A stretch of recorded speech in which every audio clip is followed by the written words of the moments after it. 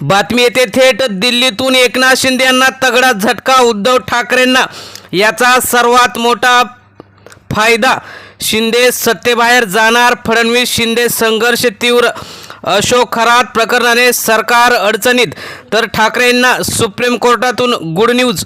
नेमकं काय झालंय राज्याच्या राजकारणात सध्या कोणत्या महत्त्वाच्या घडामोडी गल्ली ते दिल्ली ज्या काही घटना घडलेल्या आहेत त्याने एकनाथ शिंदेंना कसा झटका बसलेला आहे ते आपण सविस्तर बघणार आहोत। चॅनलवर जर तुम्ही नवीन असाल तर चॅनल सबस्क्राइब करून बेल आयकॉन प्रेस करा आणि व्हिडिओ शेवटपर्यंत बघा। आपण सुरुवात करूया की नेमकं राज्याच्या राजकारणात काय झालेलं आहे। महाराष्ट्राच्या राजकारणात सध्या अभूतपूर्व घडामोडी घडत असून सत्तेच्या समीकरणामध्ये मोठी उलथापालथ होण्याची चिन्ह दिसत आहेत। केंद्रातील सत्ताधारी नेत्यांचा वाढता हस्तक्षेप, राज्यातील नेतृत्वातील मतभेद आणि विविध वादग्रस्त प्रकरणामुळे राज्यातील सत्ताधारी आघाडीवर मोठा दबाव निर्माण झालेला आहे। यामध्ये विशेषतः केंद्रीय गृहमंत्री अमित शाह यांच्या हालचालींना मोठे महत्त्व प्राप्त झालेले आहे। त्यांच्या एका निर्णायक पावलामुळे उपमुख्यमंत्री असलेले एकनाथ शिंदे यांच्या नेतृत्वावर प्रश्नचिन्ह निर्माण झालेले आहेत आणि त्यांना आणि त्यांच्या गटाला सत्तेबाहेर जाण्याच्या चर्चांना सध्या उधाण आलेलं आहे आणि घटनासुद्धा तशीच मोठी घडलेली आहे। शिंदे सरकारवर संकटाचे ढग आलेले आहेत। शिंदे यांच्या नेतृत्वाखालील सरकार आता सुरुवातीपासूनच वादांच्या बोहऱ्यात अडकले होते। त्यानंतर जेव्हा विधानसभा निवडणुका झाल्या आणि त्यानंतर शिंदेंना परत एकदा मुख्यमंत्री पद पाहिजे होतं त्यावेळी ते भाजपवर रुसून ते त्यांच्या मूळ दरेगावी गेले आणि भाजपाला मागणी केली की मला परत एकदा मुख्यमंत्री व्हायचं आहे। परंतु भाजपाच्या आमदारांची संख्या जास्त असताना भाजपाने त्यांना उपमुख्यमंत्री पदावर ठेवलं आणि त्यानंतर एकनाथ शिंदे यांच्या गटातील अनेक आमदारांना जी काही आमिषे दाखवून आपल्याकडे वळवण्याचा सुद्धा प्रयत्न त्यांनी केला होता। शिवसेनेतील फुटीनंतर स्थापन झालेलं जे एकनाथ शिंदे यांचं सरकार होतं ते भाजपच्या पाठिंब्यावर भक्कम उभं होतं।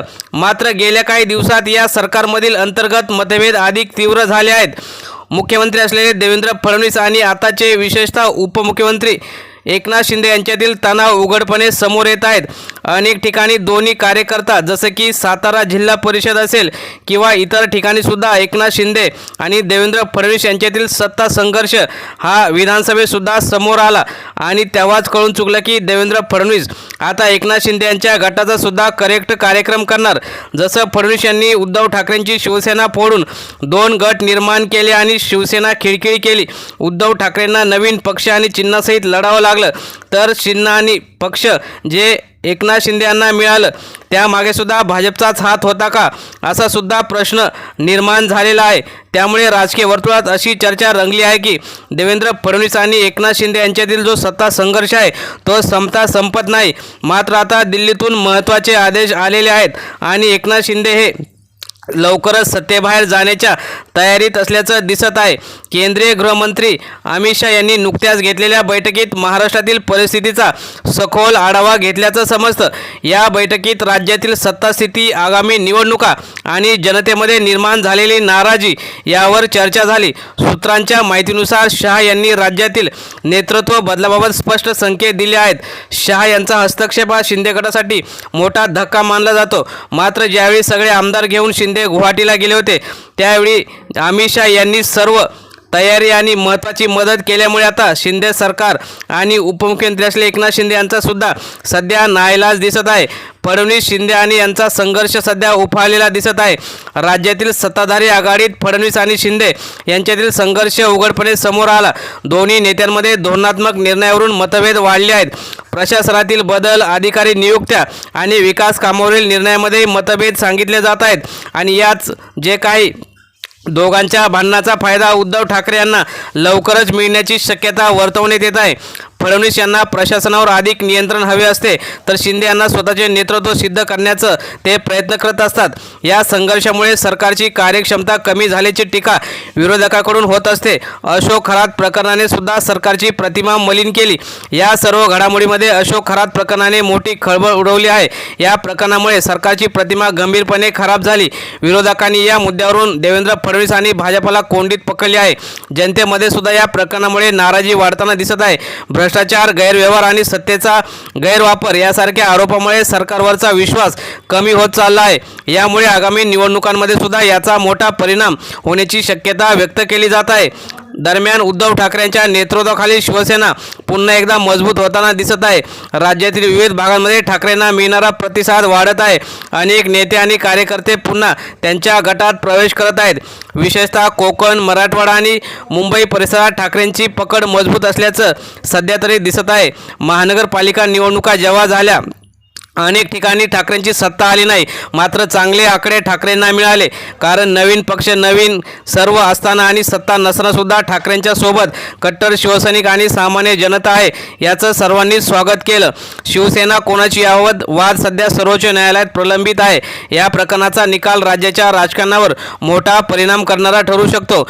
न्यायालयाने उद्धव ठाकरे यांच्या बाजूने निर्णय दिला तर शिंदे गटाला मोठा धक्का बसू शकतो. तसे झाल्यास शिंदे गटातील अनेक आमदार पुन्हा ठाकरेंच्या गटात परतण्याची शक्यता वर्तवण्यात येत आहे. त्यामुळे सत्तेची समीकरणं पूर्णपणे बदलू शकतात. भाजप सध्या अत्यंत सावध भूमिका घेत असल्याचं दिसत आहे. राज्यात सत्ता टिकवण्यासाठी आणि आगामी निवडणुकांमध्ये विजय मिळवण्यासाठी विविध पक्षांचा पर्याय आघाडी करत आहेत. अमित शहा यांच्या हस्तक्षेपामुळे भाजप आता अधिक आक्रमक भूमिका घेण्याच्या तयारीत आहे. राज्यात मजबूत आणि स्थिर सरकार देण्याचा प्रयत्न पक्ष करणार असल्याचे संकेत मिळत आहेत. या सर्व घडामोडींवर विरोधकांनी सरकारवर जोरदार टीका केल्याचं दिसत आहे. काँग्रेस, राष्ट्रवादी काँग्रेस आणि ठाकरे गटाने सरकारच्या अपयशावर बोट ठेवले आहे. भ्रष्टाचार आणि जे काही प्रशासनाकडे दुर्लक्ष या सरकारने केलं आहे असा आरोप विरोधकांनी केला आहे. या सर्व राजकीय घडामोडींमध्ये जनतेची भूमिका अत्यंत महत्त्वाची ठरणार आहे. आगामी निवडणुकांमध्ये जनता कोणाच्या बाजूने उभी राहते यावर राज्याचं भवितव्य ठरणार आहे.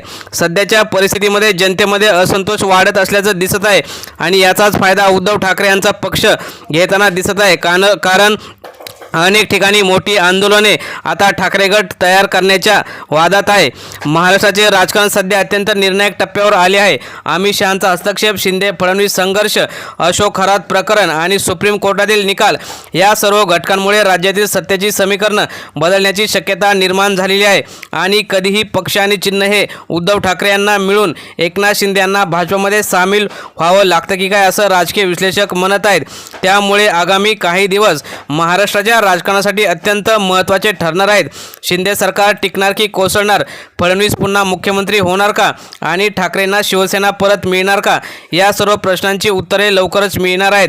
राजकीय घडामोडींचा वेग पाहता महाराष्ट्रात लवकरच पुढील 10 ते 15 दिवसात मोठा राजकीय भूकंप होण्याची शक्यता नाकारता येत नाही. त्यामुळेच आता उद्धव ठाकरे यांना देवेंद्र फडणवीस आणि एकनाथ शिंदे यांचा वादाचा लवकरच फायदा होऊन पुन्हा एकदा मातोश्रीचं वैभव, शिवसेना पक्ष आणि धनुष्यबाण मिळणार यात काही शंका नाही. मित्रांनो, शिवसेना पक्ष आणि धनुष्यबाण चिन्ह यावर नक्की कोणाचा हक्क आहे? उद्धव ठाकरे की एकनाथ शिंदे?